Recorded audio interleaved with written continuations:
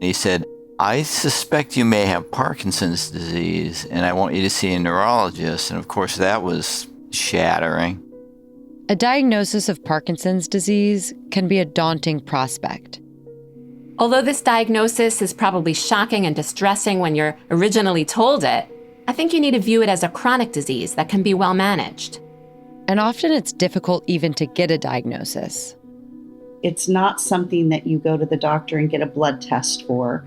Sometimes it takes some time and investigation on the part of providers to figure out what is the diagnosis. Some people only have Parkinson's on their radar because of another family member. But we know it's much more complex than just genetics. The reason I recognized the symptoms, my dad had the same thing. And so I knew what I was in for. But fortunately, medications are better. Whether it runs in your family or not, learning you have the condition is a lot to process. In this episode, we'll discuss the diagnostic process of Parkinson's, touching on both the physical and psychological impacts of receiving the news that you have the disease.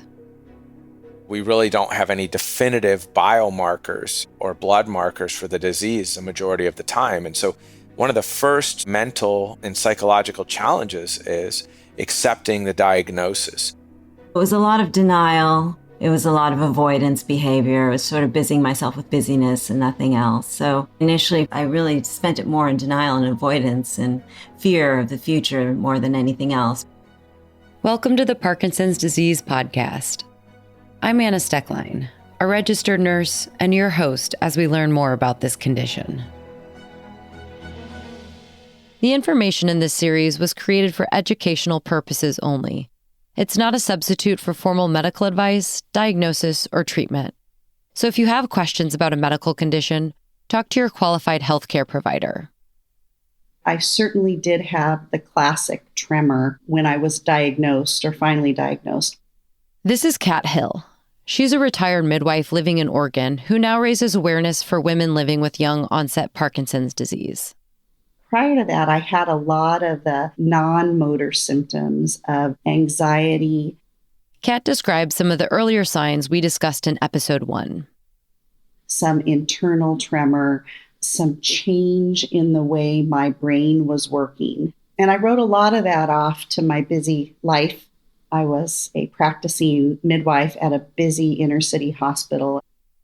Dr. Rebecca Gilbert, a movement disorder specialist and chief scientific officer at American Parkinson's Disease Association, explains how a person may begin a diagnosis process.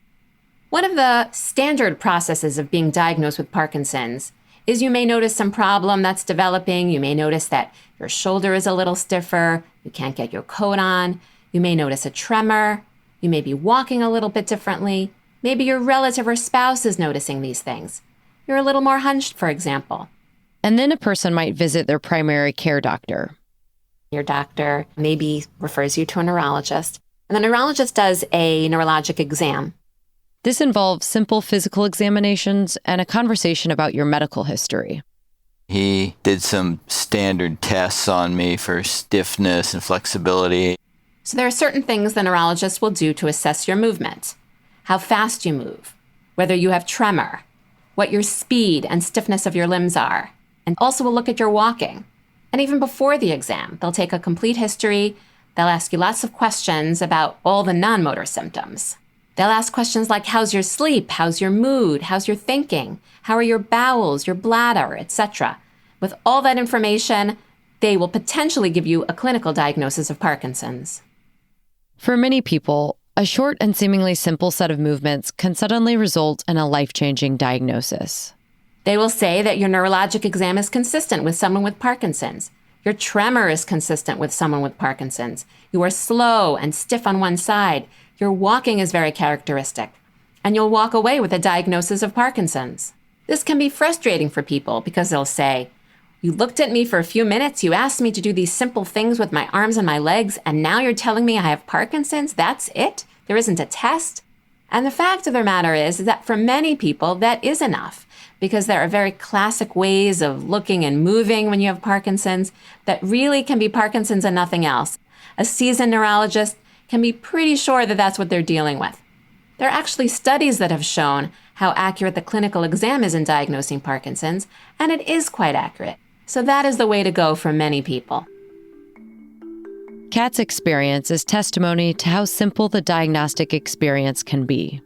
I saw my primary care provider, who I had had an ongoing relationship with. I had seen her for many years, and she was concerned about the growing number of neurologic symptoms that I was exhibiting, and she referred me right away to a movement disorder specialist. When I was seen at that first appointment, the neurologist came out and said that he thought that I had Parkinson's disease, and I was shocked. I'd also been having some stiffness in one of my shoulders pretty consistently, and I went to my general practitioner for that. I would get shaky after I worked out, and I thought maybe I had a blood sugar issue. There are, of course, people that don't have the most classic presentation. They may not have the classic symptoms, and it's a little unclear what's going on. Their tremor isn't as classic as one would like. They may have other medical problems or other things that may have happened to them. Maybe they had a stroke in the past that complicates their exam. And in that case, there are tests that can be done. These tests are more complex than the simple neurologic exam we just heard about. The test that's been available for the longest is something called a DAT scan. This is an imaging test of the brain. You get a radioactive tracer injected, and that tracer goes to the brain and attaches itself to a certain molecule. Then you can see whether there's a change in the dopamine system in the brain. The DAT scan does not, however, detect whether a person has Parkinson's disease or another Parkinsonian condition that we talked about in the previous episode.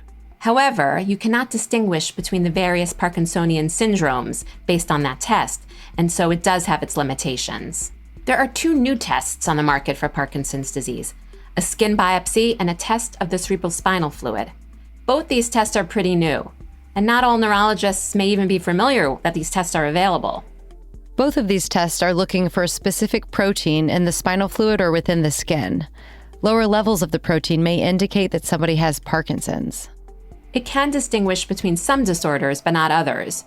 So there are limitations to each of these tests, but it is exciting that there are other ways to show that Parkinson's or a related disorder is happening. And we're very excited that the field of diagnosing Parkinson's is evolving. You're listening to the Parkinson's Disease Podcast, part of the Health Unmuted library. To find more series about a variety of specific health conditions, search Health Unmuted on your podcast player. We've been talking about the process of receiving a new diagnosis of Parkinson's disease. But there are also more common movement issues a person might be diagnosed with and treated for by mistake when they in fact have Parkinson's disease. They may go to an orthopedist because they think they have a frozen shoulder, and the orthopedist may think they have a frozen shoulder. In fact, some people may get surgery for their frozen shoulder, but really it's Parkinson's disease. There's room for misdiagnosis with a condition that is as complex and uniquely presenting as Parkinson's. So how does a person experiencing this big life change navigate finding a set of doctors who are experts able to help them best? Dr. Sonia Mather is a general practitioner who lives with Parkinson's herself. I was diagnosed with young onset Parkinson's disease at the age of 28, about 24 years ago. Here's what she suggests when someone receives a new diagnosis of Parkinson's disease. The first thing I would do is get as educated about the disease as I could, because I think education is power in this disease. It helps you manage your treatment plan. It helps you build your care team. And that's the other thing I would do is build a care team. So know what my quality of life goals are and build a care team to help me achieve those goals. And for every person that may be different, it may be that you add a physiotherapist to your medical team, an occupational therapist, a speech language pathologist, a social worker, an exercise specialist. But how do you decide who is on your team? Whatever will help you get to where you need to go in terms of your quality of life goals, which for some may be walking to the end of the driveway to get the mail, for others may be running a marathon. Since Parkinson's is not only a disease of the brain, but a multifaceted condition impacting the whole nervous system, having a multifaceted approach to treatment makes sense. Integrated care for Parkinson's disease has shown to improve quality of life for patients. That's just a given. Because, if you think about it, when you go to see your movement disorder specialist or your neurologist, your time is limited. They have a lot to cover in a very short time. In the upcoming episodes, we'll speak to people in different specialist roles to help understand what exactly they do for their patients with Parkinson's. All of us desperately want a prescription for how to live your best life with a chronic illness. And nobody can hand that to you. That's also part of what I've learned. I've picked and chosen the tools that are going to most benefit me. And that takes some time. It's like you're your own science experiment because you get bombarded with occupational therapy options, physical therapy options, medication options, exercise options, and sifting through all of that takes time and often money. Knowing that it takes time and that nobody can hand you that exact prescription, I wish people knew that more up front. It may feel overwhelming to engage with so many new people during diagnosis, but physiotherapist Ashley Campbell tells us how to approach doctors that might be a right fit for your team.